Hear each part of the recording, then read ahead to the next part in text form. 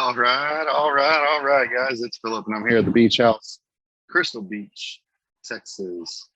And wanted to shoot a quick little video here and talk to you guys about the wholesaling business.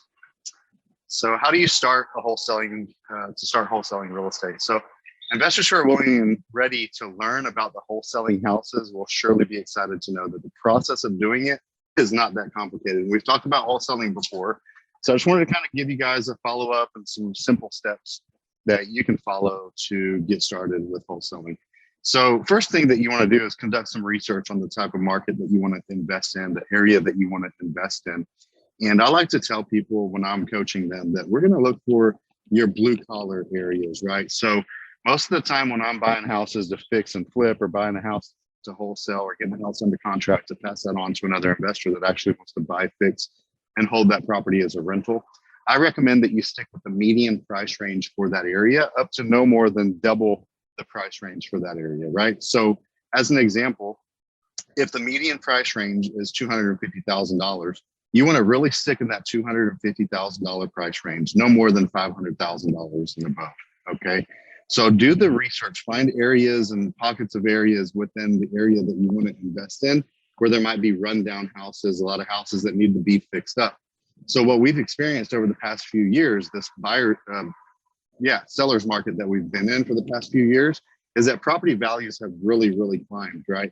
So I like to tell people that, hey, look, those old houses that need $50,000, $60,000, $75,000 worth of renovations, a few years ago, the value wasn't there for us to be able to buy, fix, and flip that house. But now that values have gone up, it's put those houses in a position where they can afford a $50,000 to $60,000, $75,000 renovation, and you can still make a really good profit on that, or leave enough meat on the bone for the investor that's going to buy the wholesale deal from you. So if you need help with research in the area that you're in to find those pockets of deals, let me know, and we can help you with that and guide you on that as well. But again, you can always Google and search for what's the median price range for your area.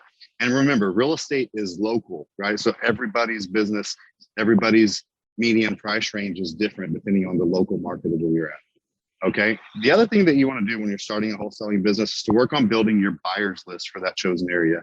So once you identify the area that you want to market in, and you identify the houses that you want to get under contract, if your idea is to wholesale, then you definitely want to build a buyers list. Look for buyers that are paying cash for houses in that existing market, in that area, so that you have a list of buyers. Reach out to them and find out what their buying criteria is and exactly what they're looking for. That way, when you're negotiating the deal, you have the confidence to know that you have buyers willing and ready to purchase once you get a house under contract for that area. And like me, I do have a really extensive buyers list, always networking with other investors and finding out what's working best for them. What market are they buying in? What price range are they comfortable with? What level of renovation are they comfortable with? And all those things, when you have a good idea of what they're looking for, you're able to match a property to their needs, okay? The other thing that you want to do is to secure your funds so that you're willing to purchase and get the house under contract. Now, normally when we're marketing to off-market buyers or sellers, we're marketing to people that don't have their house and they're not represented by a real estate agent, okay? If you do end up where you are represented with a real estate agent, it's kind of standard to have 1% to put down as earnest money. But when we're dealing direct with the seller, it only takes a $10 bill to make the contract legally binding, okay? So normally you don't need to have a big down payment or secure funds for that, unless your plan is to buy, fix, and sell that property and you're actually going to take it full term all the way to the finish line. But when we're talking about wholesaling, all you need is that $10 to get the house under contract, or 1%, which is standard if you're dealing with an agent. And then you also want to start searching for wholesale properties. So once you've chosen the area that you want to market with and you figured out exactly where you want, and you know you have cash buyers in that area, now what you want to do is to find the potential sellers that need to dispose of a house. So what we're always looking for is distress, right? So it's either a distressed seller that's in a situation where they need to sell or have to sell, and the most important thing for them is to get rid of that property, or we're looking for a distressed property. The property is in disrepair, it hasn't been updated in 15, 20, or 30 years, right? So once you determine the effective strategy, then you can close on those wholesale deals and get them under contract and pass that contract on to another investor that's going to buy, fix, and flip, or do the full renovation and keep it as a rental. So you also want to find out from your buyers what they're doing with the property. Are they going to buy it to hold it as a rental? Or are they buying it to fix it and flip it? And figuring out exactly what their strategy is will also help you in knowing what kind of properties to look for and what kind of spread you need to get between the purchase price and what the house is worth after renovation. So determine what's the best and most effective strategy that works best for you. Okay. So if you're a real estate wholesaler, there's a few things, that you need to do to earn a profit.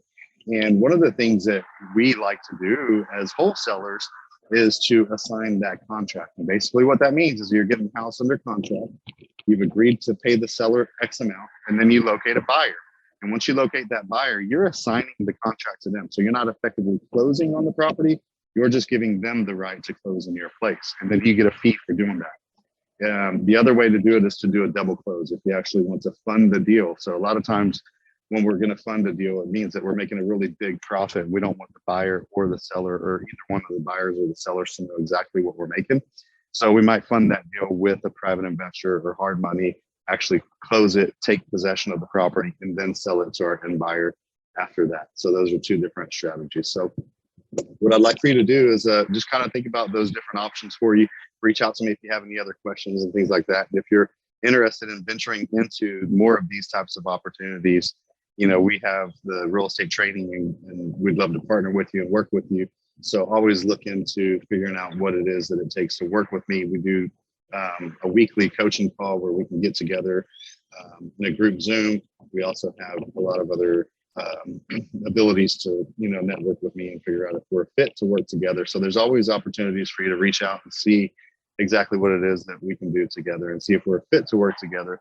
But rather you do it with me, by yourself, just stick around, keep learning, keep growing, and eventually you'll be able to have the financial freedom that we get from flipping houses and investing in rental properties. And today is the 4th of July. I come to you from our beach house here in Crystal Beach. And everybody's down at the beach having a good old time. And I came up here to shoot this video for you guys. So go out there and make it a great day. Happy Freedom, Independence Day. God bless you guys. Talk to you soon.